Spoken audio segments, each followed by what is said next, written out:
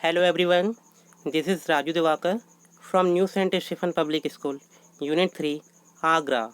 Here I am going to teach a subject Business Studies of Class 11, Chapter number 2 and the lecture number 8, and the topic is Categories of Business Enterprises, Sole Proprietorship and its features.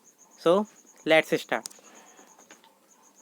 So, what is a business organization? It is the first term you have to know about this. The term business organization refers to how a business is structured. मतलब business organisation का मतलब क्या होता है कि जो हमारा business है, ठीक है, उसका स्ट्रक्चर क्या है, ठीक है, उसे हम किस तरीके से फ्रेम करेंगे, किस तरीके से ऑर्गेनाइज करेंगे, किस तरीके से स्ट्रक्चर करेंगे. It refers to a commercial or industrial enterprises and the people who constitute it.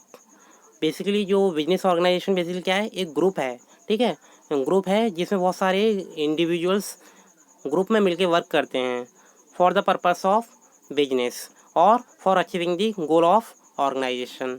और बेसिकली इसमें क्या किया जाता है, जो भी कमर्शियल एक्टिविटीज़ हैं उसे कैरीड आउट किया जाता है, ठीक है. और ये सारा वर्क क्या होता है, इंडस्ट्रियल वर्क होता है.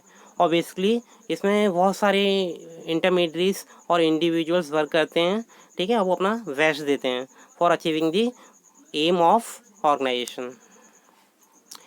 Choosing a form of business organisation मतलब किसी भी बिजनेस को स्टार्ट करने से पहले एक बिजनेसमैन को बहुत सारे पॉइंट को फोकस करना चाहिए. और हम कह सकते हैं कि ऐसे बहुत सारे फैक्टर्स हैं जो बिजनेस को इफेक्ट करते हैं. The choice of a factors which affect business. The first is the nature of business is the most important factor. Basically nature of business is most important factor because यही आपको बताता है कि basically आपका business का nature है वो क्या है, ठीक है. बेसिकली ये लार्ज स्केल का है, मीडियम है या लोअर लेवल का है. Next point is scale of operation.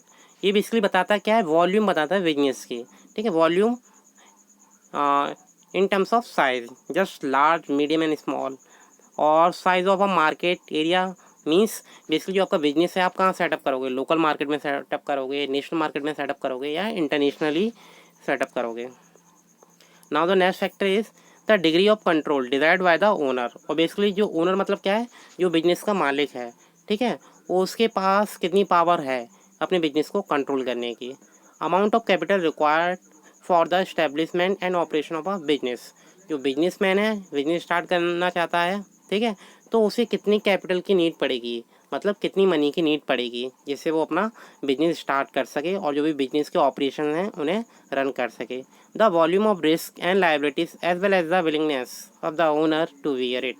Basically जो रिस्क फैक्टर है वो कितना होगा और जो लाइबिलिटीज़ है वो कितनी होगी. लाइबिलिटीज मतलब जैसे मान लो बिजनेसमैन ने कुछ कैपिटल तो बिजनेस में अपनी लगाई और कुछ मार्केट से बोरो की है.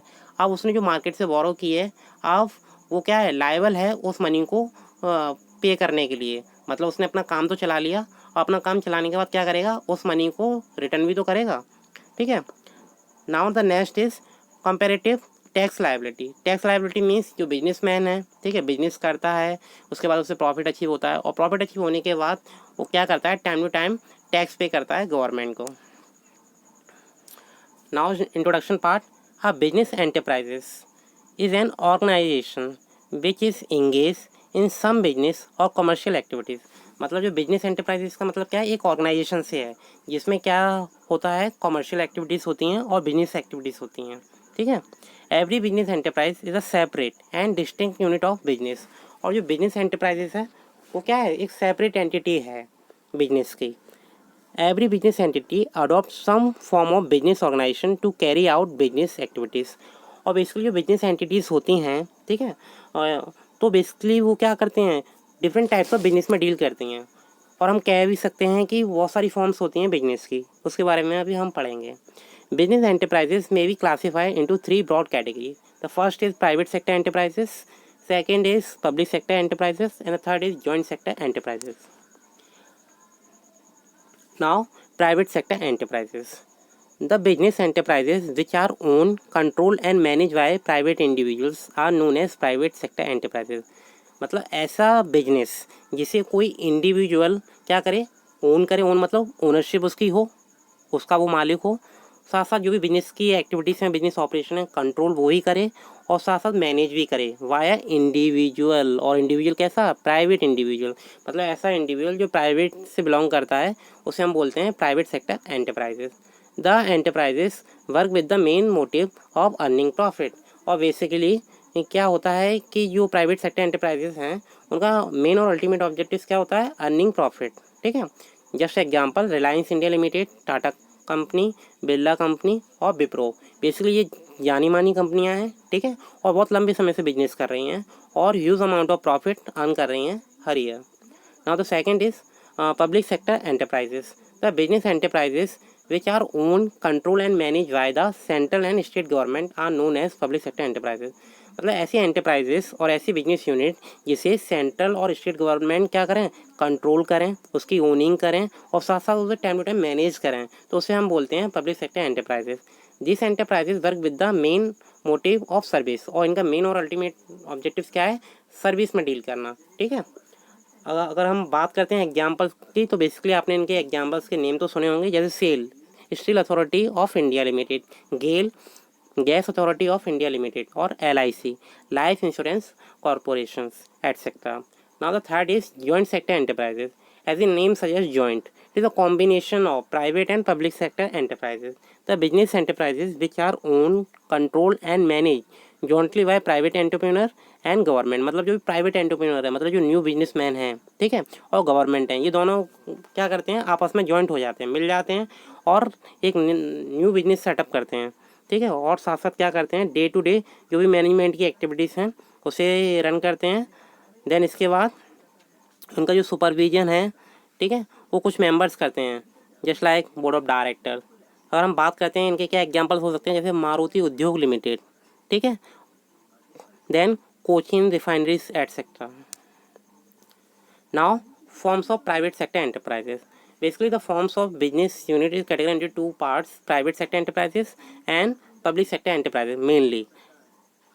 Now, I am telling about private sector enterprises.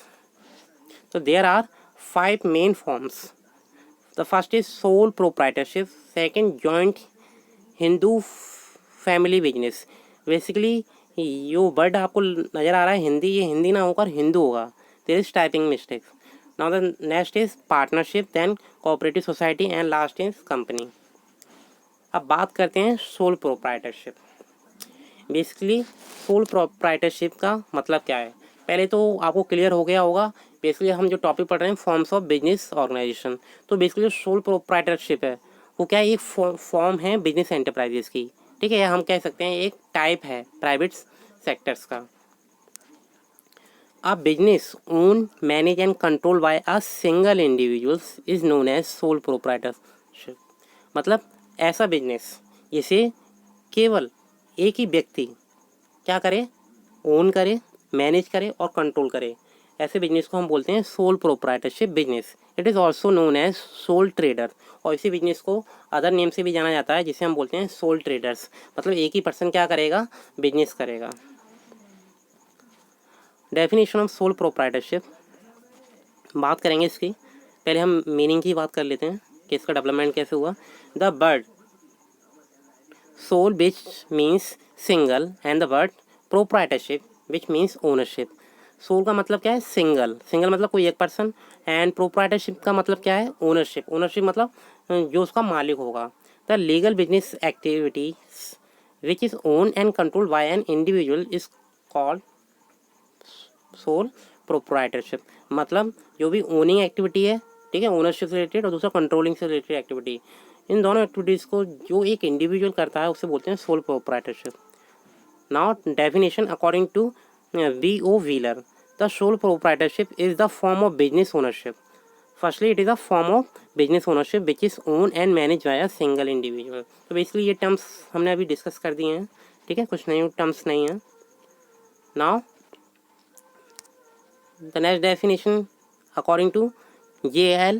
Hansen, sole proprietorship is a type of business unit where one person is solely responsible for providing the capital, for wearing the risk of enterprises and for the management of a business. मतलब एक ही individual किस किस चीज़ के लिए responsible होगा, मतलब जितनी भी बिजनेस एक्टिविटीज़ हैं उसके लिए, ठीक है।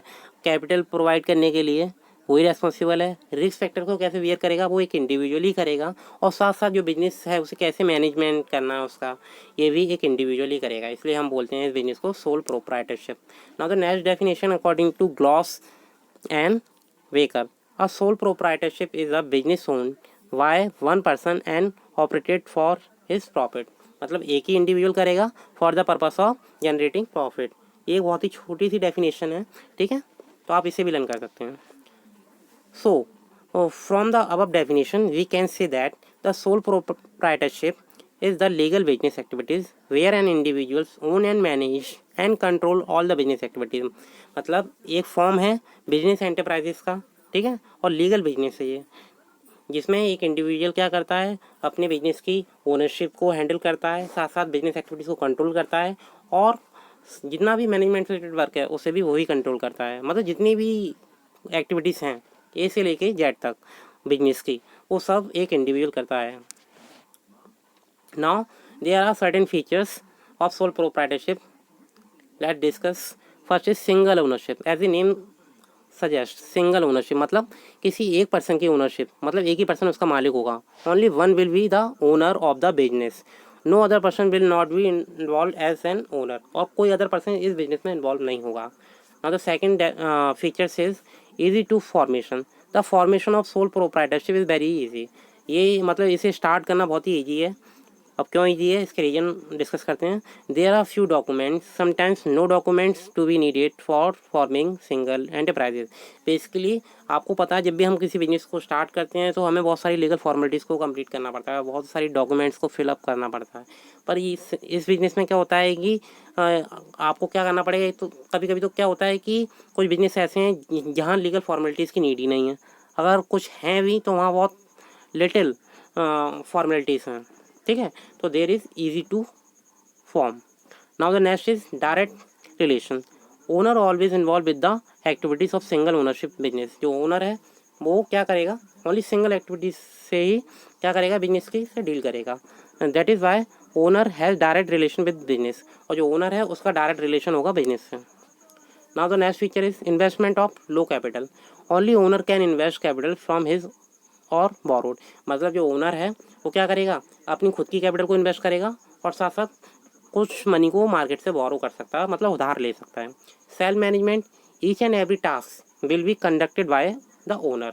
जो ओनर है वही सारे टास्क को कंडक्ट करेगा और सेल्फ मैनेज करेगा।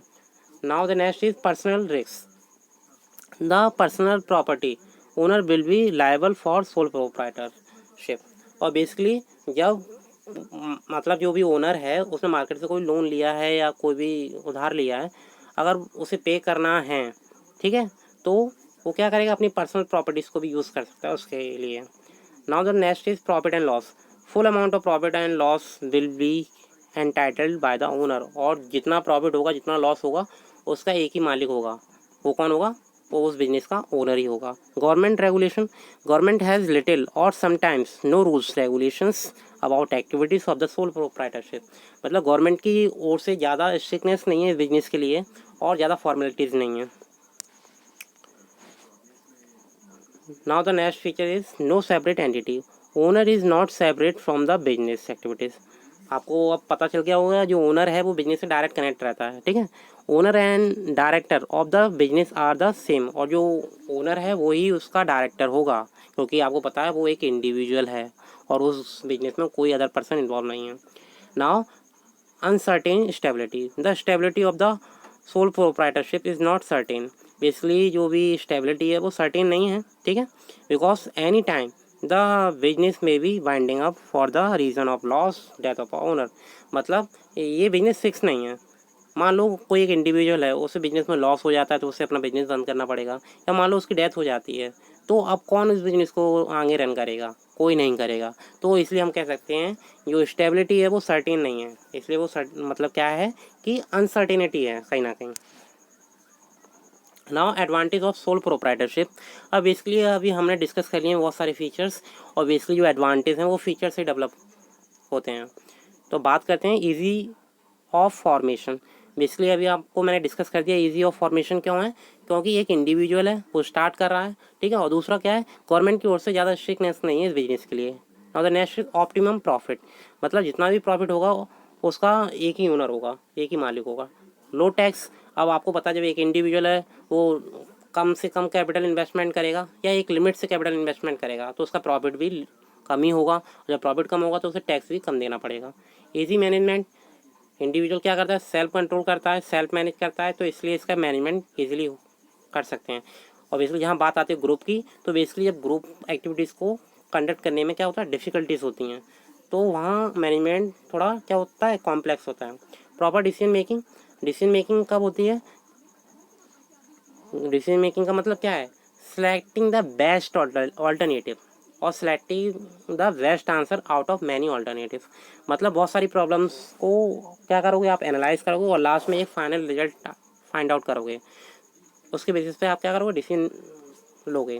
तो जो सोल प्रोप्राइटर है वो क्या करता है, प्रॉपर डिसीजन मेकिंग करता है। इंडिपेंडेंस ऑफ द ओनर, मतलब वो अपने आप में स्वतंत्र है, उसे किसी से परमिशन नहीं लेनी अपने बिजनेस से रिलेटेड, और किसी से किसी भी तरीके की राय नहीं लेनी। Now the personal relation with the customer, और जो इंडिविजुअल है सोल प्रोप्राइटर उसका डायरेक्ट कॉन्टैक्ट होता है कस्टमर से।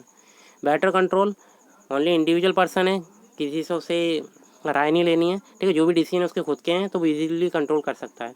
फ्लेक्सिबिलिटी इन ऑपरेशन, और बेसिकली ये बिजनेस ऐसा है इसमें चेंज करना ईजी है, ठीक है। मान लो मार्केट में कोई नया प्रोडक्ट आया है तो क्या किया जाएगा, जो ओनर है उसमें चेंज कर सकता है इजीली। पर मान लो ये बिजनेस सोलो प्रोप्राइटर ना होकर अदर बिजनेस होता है जहाँ ग्रुप इन्वॉल्व होता, तो उसे हर किसी इंडिविजुअल से राय लेनी पड़ती और जिसमें टाइम एंड मनी दोनों वेस्ट होती, ठीक है।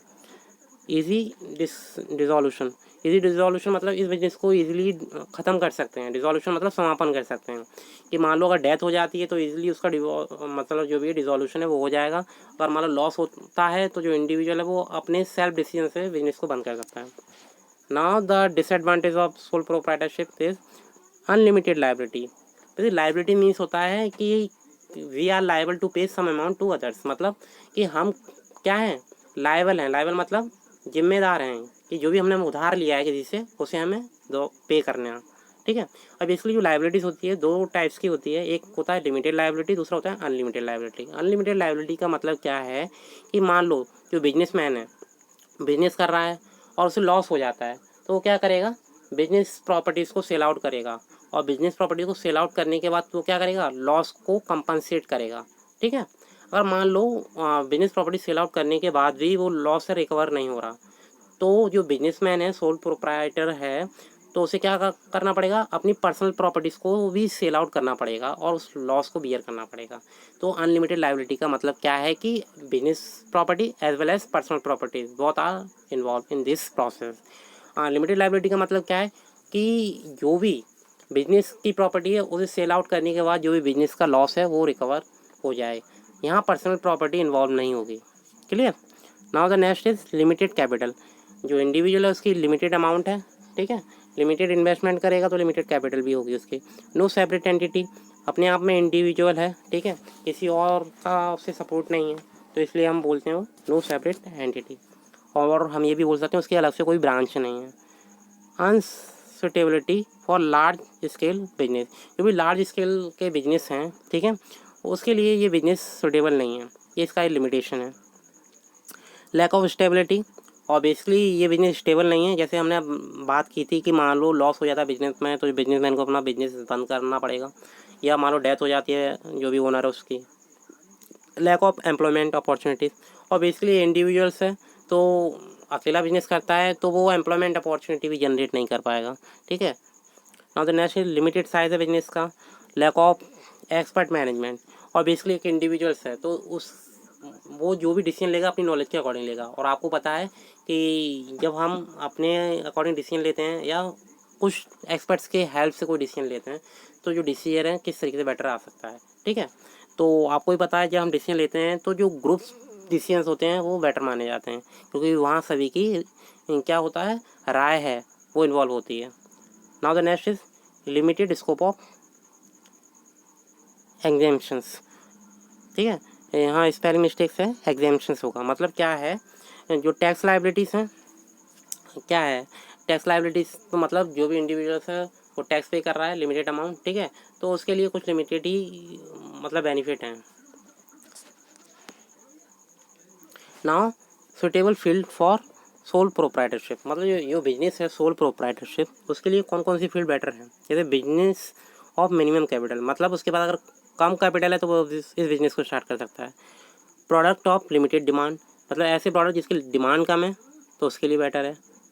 पेरिशेबल गुड्स, ठीक है, पेरिशेबल गुड्स मतलब जो इजीली क्या हो जाए, कंज्यूम हो जाए, तो उस बिजनेस के लिए बेनिफिशियल है।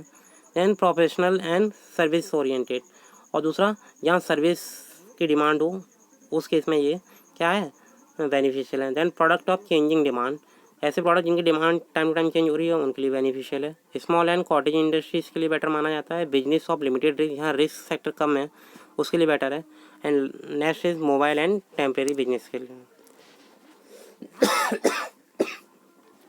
तो अब लास्ट में कंक्लूड करते हैं, sole proprietorship is suitable form of business for small scale enterprises, मतलब ये बिजनेस है वो क्या है, स्मॉल स्केल के लिए बेनिफिशियल है, not for large scale.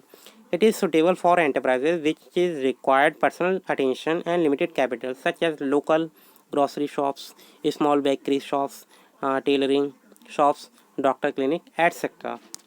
So hope all of you understand this topic. If you have any query, you can ask me. Thank you.